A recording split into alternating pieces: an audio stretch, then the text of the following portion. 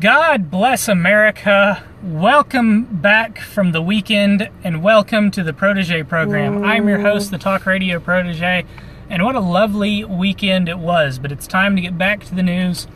And the topic that I wanted to talk about today is free speech, specifically the assault on free speech that's happening in the West.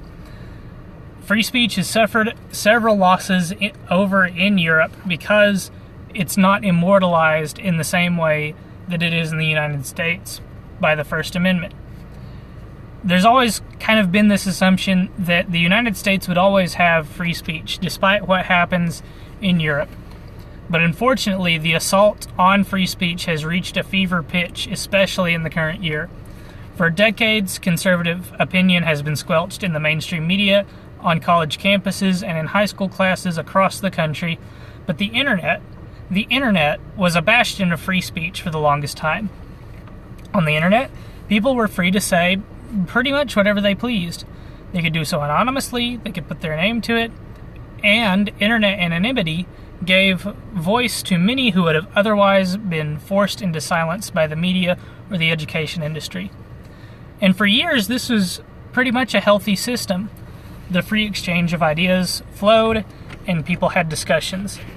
However, as the education industry worked, the ideology of the left, the ideology that opposes free speech and has fought against it, became accepted by a new generation of Americans. We call many of them today social justice warriors. They were raised in safe space sandboxes by their overprotective Gen X parents and then sent off to indoctrination camps that we call university.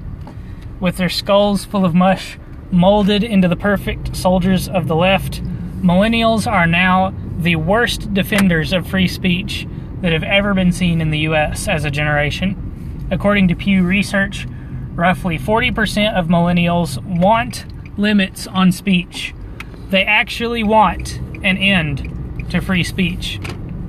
Now, the SJWs are beginning to occupy many of the positions that are calling the shots on free speech.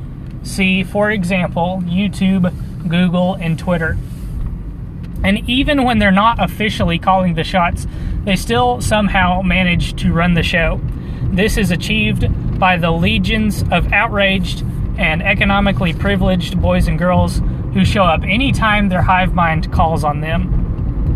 Some of them are even willing to take up weapons and attack whoever the hive mind deems evil.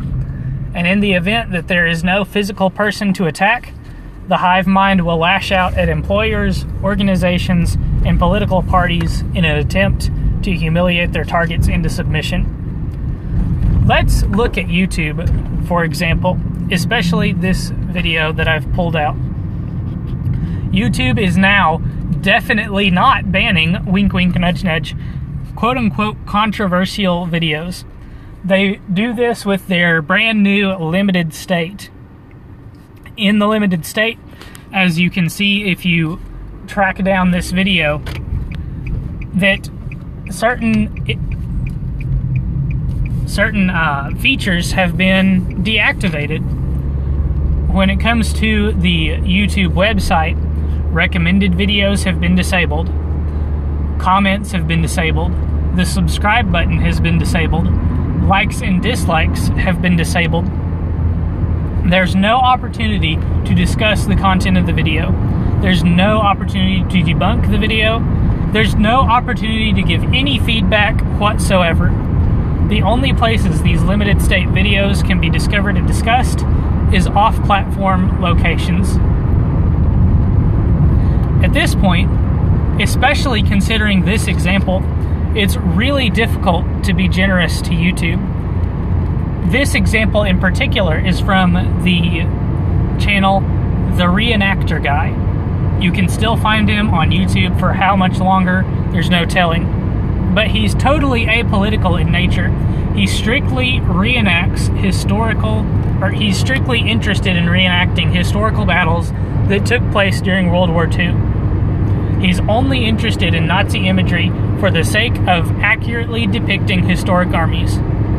So why is YouTube pseudo-banning his videos?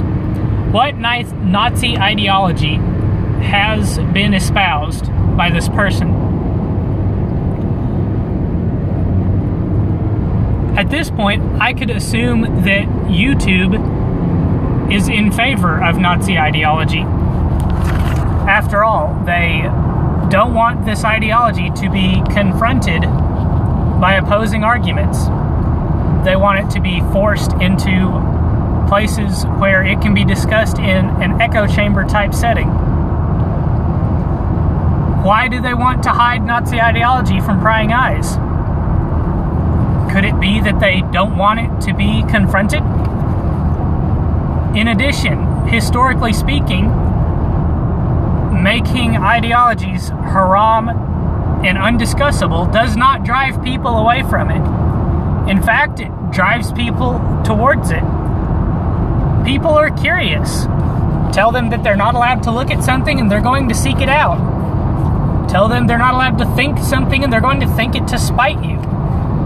Tell them they're not allowed to say something and they're going to find a place where you can't hear and scream it as loud as they can. And audiences will applaud them for going against the establishment. Tell Americans that they can't do something and they're going to say, "Watch me." Anyway, that's going to do it for this one. I know it was a little bit shorter of a video for the program, but I'm trying to get things a little bit shorter anyway. If you enjoyed it, please feel free to like, subscribe, share, and don't forget to sign up for notifications so that you don't miss a single video. Also, please check out my minds.com and soon to come vid.me accounts. These alternative media platforms are going to become more and more important as YouTube continues to crack down on what they consider controversial content. Many of the content creators that you already enjoy who make conservative commentary are already making these moves, so I see no reason to follow suit. Thank you guys so much for watching, and as always, good night and God bless.